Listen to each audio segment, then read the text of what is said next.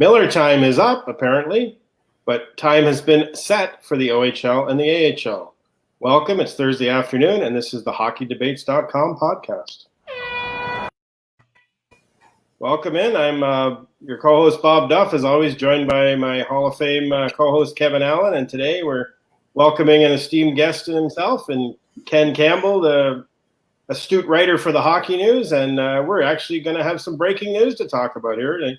The case of Mitchell Miller, the Arizona Coyotes draft pick, who it was found out after he was drafted had committed some heinous crimes, is now apparently no longer an Arizona Coyotes draft pick. Ken, why don't you pick up the story from there? Well, I think it's telling that the one that looks the worst coming out of all of this is the Arizona Coyotes, in my opinion.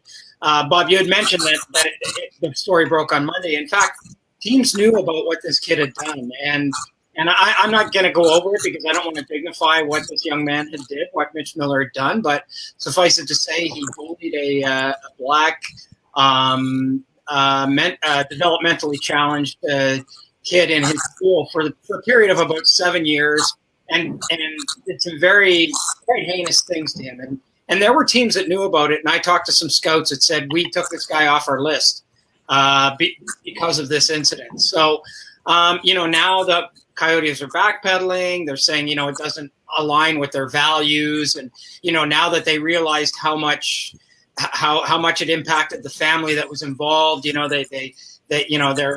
as disgusted as anyone else. To me, guys, there's just nobody wins in this. First of all, nobody wins. I feel badly for Mitch Miller. I do. I feel badly for him because his moral compass wasn't set well enough when he was a 14-year-old to know that what he was doing was so wrong, and B, that now he's been drafted and it's been taken away from him, and he didn't ask for the Coyotes to draft him. They could have. I think it would have been better off if everybody had just stayed away from him and not drafted him at all. And I mean, as much as you want to pile on the Arizona Coyotes here, this guy played for 3 national teams for USA Hockey. He played for the Ivan Holinka team, and he played for 2 World Junior Challenge teams. He played in the Detroit Honey Baked organization, one of the most prestigious organizations in minor hockey associations in North America. They knew about it. He played in the USHL. He played for 2 teams. He was drafted by one, traded to another, was named a first-team All-Star in the USHL last year. So these people all knew about what had happened before all of this. So it's a mess. It's terrible. It's an awful thing that happened. And it's just so Arizona Coyotes for this to happen to them. Yeah, I agree with you on this, Ken. And I do think the Coyotes come out of this looking weak. Like, hey, give them credit for admitting they made a mistake and renouncing his rights. But, it was just too late to do that. It's not. Let me rephrase that. It's never too late to do the right thing. But, the damage has been done and they do look terrible. And, I hope they're doing sort of an in-house investigation of how this happened, because clearly, what were they thinking? The group that decided this was a good idea, because I've talked to people, as you did, who said, we just removed him. And, it's funny, but some of them said exactly what you said. We should have just let him go through his college career. Then when he's 22 years old, we would have a real handle on who this guy really is. And I don't think you can pass this off as a guy being young and immature. When you're young and immature, you egg a house or you skip school. Right. You don't bully a guy. And, he was convicted of a crime. I agree with you that we shouldn't get into what he did, but it was disgusting, reading what he did. So I'm glad they are addressing that. But I want to ask you about something else, Ken, and you're the right guy for this because you have such a national perspective. I've been thinking about. We all commended Gary Bettman and Donald Fear and the Players Association for the work they did in coming up with a format that really worked, for the playoffs in terms of. We didn't have any positive cases. We were able to play the games, and we were able to go through it. But, boy, I think the challenge they face now to make a determination of not only how many games they play, whether they should consider at all, trying to put a few fans in there, when to start, all of that. Like, this might be the biggest decision Gary Bettman has made in his 25 years because the stakes are high. Baseball announced it's lost between $2.8 billion and $3 billion with their 60-game Major League Baseball season. So I don't know. I'm not sure we all are getting our arms around how big a decision this is for the league about what to do moving forward. Oh yeah, I mean, and to say that it's Gary Bettman's touchstone moment. I mean, you know, to think of what he's been at the helm of, you know, they shut down the league for a year, and this might be even bigger than that. And I think you're right, Kevin. I mean, I can't. I mean, for them to play this year, the losses will likely be not in the hundreds of millions of dollars. They will be in the billions of dollars. And it's, I mean, I think they lost more than $1 billion as it was last year. I believe in the U.S., and you might be able to correct me on this, Kevin, the ratings for the Stanley Cup final were down 61%. You know, and that flew in the face of everything we thought. Like, we thought that it was going to be a bonanza because there was nothing else to watch and people were starved for it and everything. Well, it turns out the COVID fatigue sort of extended to that. So how the NHL deals with this, I don't know. I don't think they know. I've been told that what we can probably expect is about a 56-game season. And the way it will start, from what I've been told, is there will be 4 divisions, one of them in Canada, 3 of them geographically placed in the U.S., and they will have mini bubbles where you come in for 2 weeks, you play 8 games, you come out for a couple of weeks. Then you go back in again, you play 8 games, you come out. And then they see where the medicine is, where the vaccine is, where the testing is, all those things, and then they make a determination. Then maybe you transition to playing weekend series like they do in baseball. So, you know, like LA goes into San Jose and plays 3 games in 5 days or something like that sort of thing. And then you see where you're at and whether or not you can transition to socially distanced crowds and then moving on. But it's still so uncertain. There's just no certainty around vaccines, around testing, around, you know, the administration that's going to be in place in the United States, the border. It is not, I do not envy anybody who has to negotiate their way around this.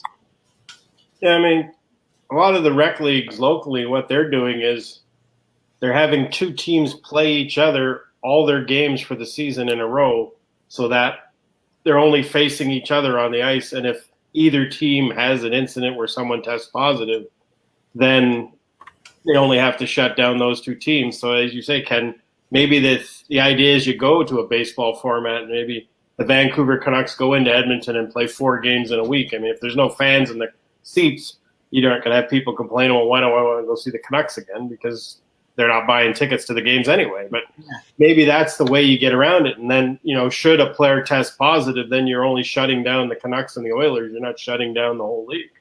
Yeah, and I mean, I think the one thing that I do have to say here is that I'm not going to, for 1 minute, sell Gary Bettman short on whatever they do. You know, I mean, I think what they managed to pull off this year was nothing short of remarkable and incredible on their part. You know, and I mean, I've been one that takes runs at the league quite a bit, but I have nothing but admiration and respect for how they handled all of this and how they did it. And I don't think there were there were a lot of people who didn't think it was even going to be possible. There were a lot of people like me who thought it might be possible, but they'd probably have a lot of stops and starts with positive tests and things of that nature. They did 30,000 tests without a single positive. Not a single hitch, you know. So I'm not going to. I wouldn't count Gary Bettman's NHL and these people out in terms of coming up with a formula that works. But boy, I mean, it's the way it looks now, and I don't know how you guys feel, but the way it looks now, like last year is going to be a walk in the park compared to what they're faced with this year. Yeah, and I don't think, and Kevin, you can discuss this after I make my point, but I think that players are not going to be as amenable to more bubble life. I think they put up with it to get the season in, but I think that was a one-off, and I don't think you're going to get the NHLPA to buy into any kind of long-term bubble format where the players are separated from their families for months at a time. And do you think that's even on the table, Kevin? I don't, because I think they watch baseball, and the baseball players got to have more freedom than they had. And I just don't think they would tolerate that again, especially over a long haul. For a playoff run, you can say, okay, it's 2 months, we can figure it out. But not if you're going to be, even a 4-month season is just too long. They might accept some, like Ken laid out, the several bubbles around. They might be able to pop into those, but I don't think they would accept any full bubble. But Ken, before you go, I really want to get your thoughts on a couple of things. That we bring a lot of guests in here, and Bob and I have been trying to unlock the DNA of what the Boston Bruins did or didn't do this summer. And I'd love to get your thought on it. They're the one team that I'm most perplexed about. I don't know where they're at with Zdeno Chara. I didn't understand the Torrey Krug decision. I don't know that they have any idea what's happening with Tuukka Rask. DeBrusk, why haven't they re-signed him? He's one of their younger players. They're an older team. Have you got any idea what the game plan is there? No, I don't. And all the points you bring up are really, really valid ones. And toss into that the fact that Brad Marchand is undergone surgery and is going to be missing for the first part of the season. David Pastrnak as well. We may be looking at a team that gets some reality thrown in its face here. Very early and at some point in the season. But maybe they're thinking, hey, we're not going to be playing this year. maybe they know something we don't, and maybe they're counting on this season being a bit of a write-off as it was. I mean, in reality, the playoffs kind of were a write-off for the Boston Bruins. I mean, I don't think you can judge that team based on what it did or did not accomplish in the playoffs. I don't know. I mean, the Torrey Krug thing was a little bit strange and a little bit weird. And him saying that the offer basically just got pulled and there was no subsequent offer. And they did nothing. They did nothing. They're still a good team. They're still a really good team. And I don't think anybody would deny them that. But if you're not moving forward, you're moving backward a lot of times in this league. And, there were things that they had to address. And, what did they do? They re-signed Carson Kuhlman and a couple other guys and really were very, very quiet. It was, it was strange to say the least. And I mean, Zdeno Chara, we haven't heard a peep. Is he back? Does he want to come back? Is he shopping himself? It just seems very, very strange what is going on there right now. Maybe he's of the same opinion. He wants to see them do something before he commits to another year. Maybe. Yeah. I mean, Torrey Krug. I saw Torrey Krug with his St. Louis Blues sweater on. That's one of those ones I'm going to have a hard time getting used to. Don't you think? It just doesn't look right. It just doesn't look right now. I guess it will at some point, but it just doesn't look right. Yeah. Well, the problem I have with the only problem, that's a great signing on one hand. But the problem I have with it is if you could figure out a way to make Torrey Krug fit, why couldn't you figure out a way to get Alex Pietrangelo into the mix? I trouble the same deal. We've talked about this on the podcast, but I want to get your thoughts on it. I love Alex Pietrangelo going to the Vegas, but I don't like it giving up Nathan Schmidt. But I'll admit that I would trade for sure, except to trade Pietrangelo for Nathan Schmidt straight up, or even Stastny and Schmidt together for Pietrangelo. So it doesn't make any sense. The logic of it doesn't fit. But I'm bothered that they had to get rid of him to bring Alex in. And I'm just the whole thing seems like it was a misread from what happened with Fleury. And, that's not how I saw that coming down. I thought they would trade Martinez I thought they would be able to move Fleury and get the dollars, and then they'd have both Schmidt and Pietrangelo. Well, it's funny because I when I talked to George McPhee before they had even started playing, he was like, "This is amazing. I have a blank canvas here. No bad contracts, no baggage, no nothing." Well, they're building up a fair bit of baggage over there. Yeah. I mean, they've got to deal with this Fleury thing. This Fleury thing is not going to resolve itself. And they do have a couple of bad contracts, and they have made some trades where they've robbed Peter to pay Paul, and they have given away some of their youth. And I mean, if it does end up resulting in a championship, which is entirely possible, I think within the next couple of years, then it's worth it. But yeah, all the dominoes that fell with that all three of those teams didn't seem to make a lot of sense. Yeah. Well, and also the three of us, because we've been around long enough, we know there are certain teams with identities. We think of the Pittsburgh Penguins, we think offense. Yeah. We think of the Boston Bruins, we think defense. And with the Vegas Golden Knights, they had an opportunity, in my opinion, to be sort of a chemistry organization. They started with that misfits thing. Well, that's all gone now. Their depth is eroded. Now they've got Stone's big contract, Pietrangelo's big contract. Fleury, they can't move him. They're a star team now. They're not even close to being the misfits anymore. Yeah. No, and I think the loss of that identity, I felt that hurt them in this series. When they got, I looked at that team and. It was like they were waiting for one of their stars to get it done. I don't know. That's how I felt when I watched them. Yeah, and I think it does. I think it does. I think there's a lot to be said too for guys like say a William Karlsson, who's like, what did I do wrong?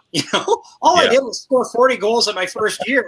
And then you brought in a bunch of guys to basically take my place to do what I did. And I think you're onto something there with the whole chemistry thing and the whole sort of how the pieces all fit together kind of thing. Yeah, and even the quick hook on Gallant fits into that. He was part of that. Yeah. I think nobody understood that. Anyway, we run overboard, but I knew we were going to do that because we have Ken Campbell, and he knows a lot about the game, and I like talking to him. So, Ken, we appreciate you stopping by and talking hockey with us. Well, I appreciate the kind words, and you guys know I'm you know where to find me. I'm around. All right. Thanks, Ben. All right. Have a good day, guys. You too. All right. Well, Kevin, I wanted to ask you about a signing that's just happened in the last day or so. Alex Galchenyuk. He's one of the more, I guess, intriguing would be a good word to describe him, NHLers. I mean, I look back to that Domi Galchenyuk trade between Montreal and Arizona, and it started out so great for both teams. It looked like one of those rare deals where everybody hit the jackpot and it worked out for everyone. And then it just went so south. And now, they've both moved on to other teams. Galchenyuk's moved on to several other teams. He's trying to get to all 31, I think, before he's done. And just what is it with Alex Galchenyuk that just doesn't seem to click with teams? Well, I think the romance of Galchenyuk is greater than the reality. You look at his skill set and you think, and his background. His father was a pro player. He's got the DNA for it. And then he gets on your team and you realize that, even though he has the skill set, he doesn't the work ethic, the drive, everything doesn't all come together. It's there sometimes, but not always. And, when he's right, you're looking at him and you think, boy, I just want more. You're all wanting more from him. And I remember when he was a young player at the World Juniors, they have those the rules that allow to have one guy take all the penalty shots. Well, he was one of those guys because he's really good on that. So he's got a great skill set. But you hope that eventually that this is a good landing spot and he'll maybe find his way there, because sometimes that happens. You go 3 or 4 teams and suddenly you find your niche and it clicks for you, and then all of a sudden you get the it's always about playing time, and if he gets the right amount of playing time and he's playing in the top 6, if he's got to play in the bottom 6, he's not going to help you. Yeah, I would have thought he'd have been a good fit in Pittsburgh because of his skill set with the talent on that team, and it just never. worked.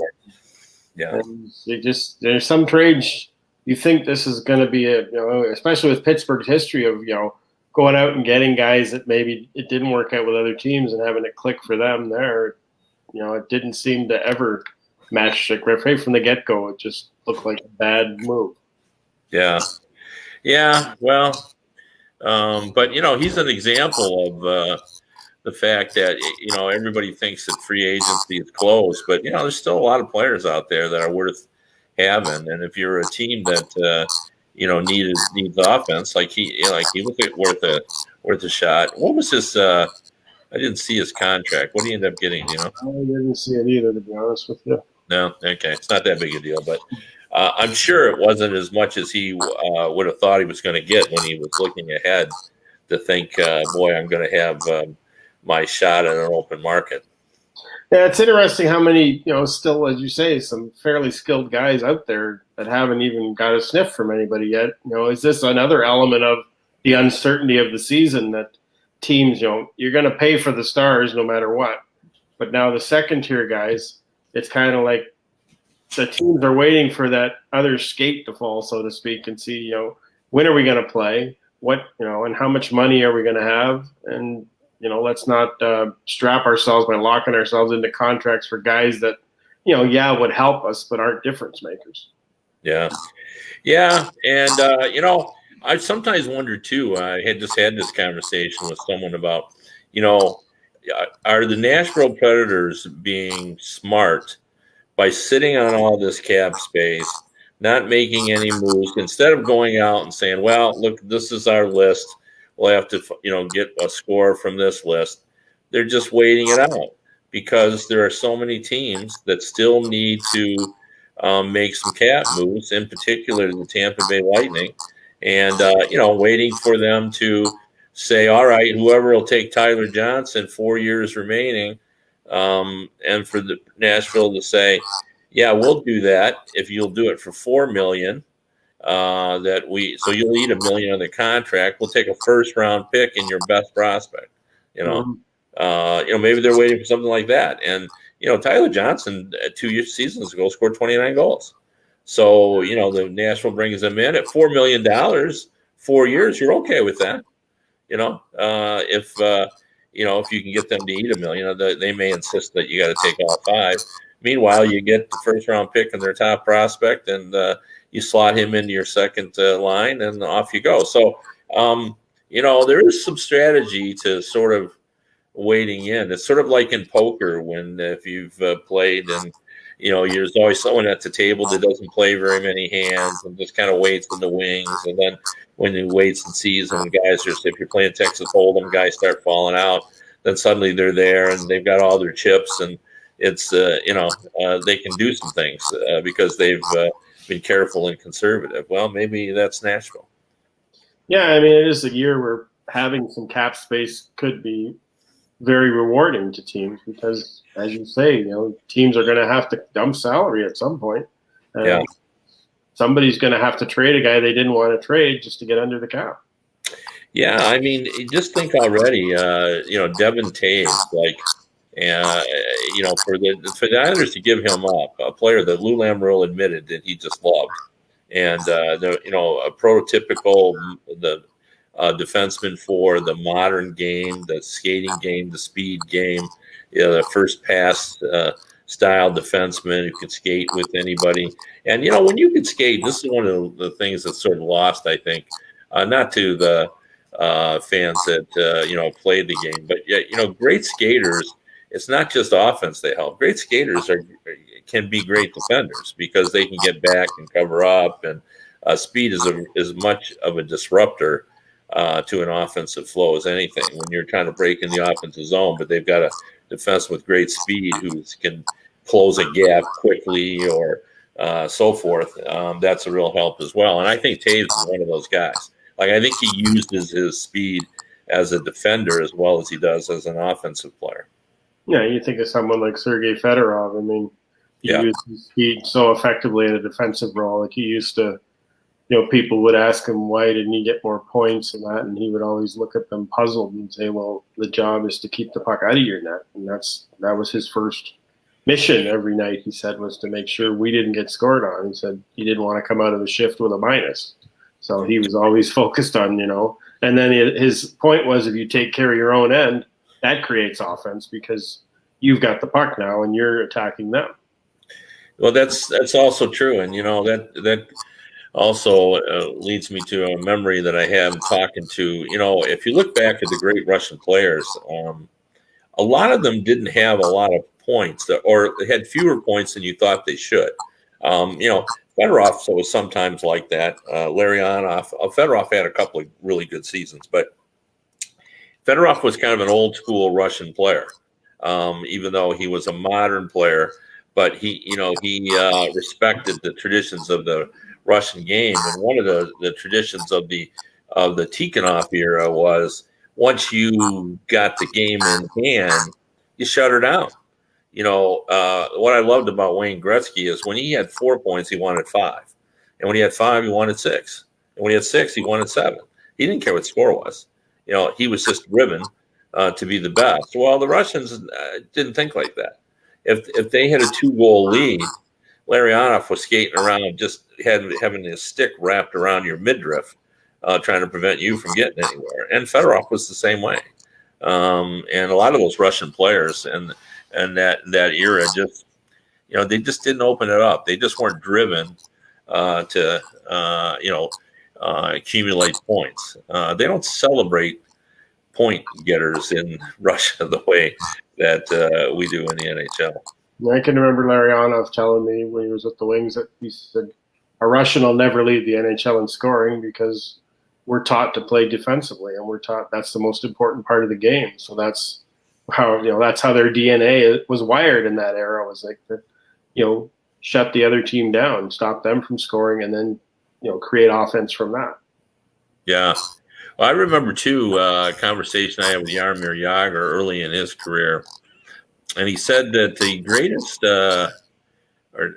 how did he phrase it? One of the major differences that he saw from when he got to the NHL versus what he saw in Europe, because he played in the Czech league when he was like 15, 16 years old, so he's been playing with men. And that is the way they train. He said, I came over here and everybody was building their upper body strength to be stronger. And over there, all we worked on was our legs, jumping on and off tables and making sure that our legs were strong so we could skate. And he said, get over here, and everybody's in there bench pressing, 240 and, trying to get stronger at the top. And I'm thinking, well, if you can't get there, it doesn't matter how strong you are, the Europeans work on their legs. And that's it. You talk about Gretzky, and you look at Wayne from the waist up, and he wasn't an impressive specimen. But if you looked at Wayne's legs, that was his engine. He had massive, powerful. Yeah. He didn't show up when you saw him, walking around in a pair of pants and a shirt. He didn't look like an imposing physical specimen. But if you saw him in the dressing room in a pair of shorts and a T-shirt, you saw the size of his legs. Yeah, I thought his engine was right up here. Yeah. It's the same thing. You can have it up there, but if you haven't got the engine to get you there, it doesn't matter. Yeah.